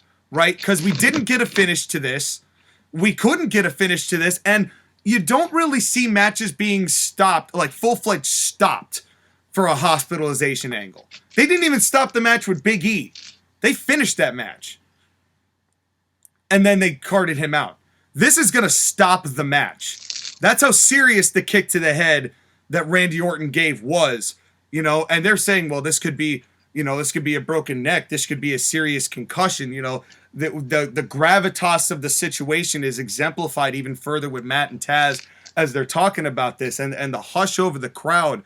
This is going to just completely like deadpan the crowd to where they leave very uncomfortable and dying to know if he's okay. I mean, you're selling the threat of the punt. That's the danger of Randy Orton's punts. Right. And that was something, the one thing I really hated about my booking last year was that I gave Brian Cage a punt and then he basically was like, yeah, I went into concussion protocol and was fine. I did not want that for the punt. I want to reestablish the punt as something lethal. And the best way to do that would be for it to completely incapacitate the world's champion. And you want to talk about not having the killer instinct. No, Randy's got it. So that's where we're going. It's a cliffhanger and a half. So you're just going to have to stay tuned next week to find out Titus O'Neil's condition and what will be of the world title that he currently holds. I don't know what you're talking about, Sean. That was a pretty good show, all things considered. Well, thank you, sir. I think we both stepped up our game this week. I think we had to. I think we took things to another level. And I mean, ultimately, like the first the February show was a setup show. Right. It led to what we booked for this show. Yeah. Where and moving into the bigger ones. Yeah, and this wasn't excuse me, this wasn't even a major show for either of us. And that's what's exciting to me, is that we have so many more places to go. We've got cliffhangers on the edge. We've got I'm just excited for where this is going. I think we're really starting to cook here, Sky. Yes, we are. But it has been a long show. It's been 2 hours. I need a break. Yeah, and I think that I could use a lozenge myself. And now we have to lob the tennis ball into the court of South Carolina Championship Wrestling, which has their big first pay-per-view event coming up on TAW Gaming next week. So all of you go like, comment, and subscribe and share that with all of your friends once it airs. We'll probably be there hearing all about it. And if you want to hear what happens next time on ACPW and NWL in April, you know what you got to do. Tell them what they got to do, Sky. You got to like. Yep. You got to share. You got to subscribe to Court Martial Podcasts. Woo! That's right. That's how we do it. And of course, next week, we're going to have our official Scott Hall tribute episode. I think what we did for both of our shows was very nice for our shows, but now it's time for the Court Martial Podcast to reflect on Scott. So stay tuned for that. Thank you very much for riding through with this. Skylar, once again, just firm handshakes all around, my friend. What a hell of a show this week. Thank you. And I expect to do even better next week. That's right. And until then, folks, it's time to take our first commercial break. Thank you all very much for watching, and we will see you right after this.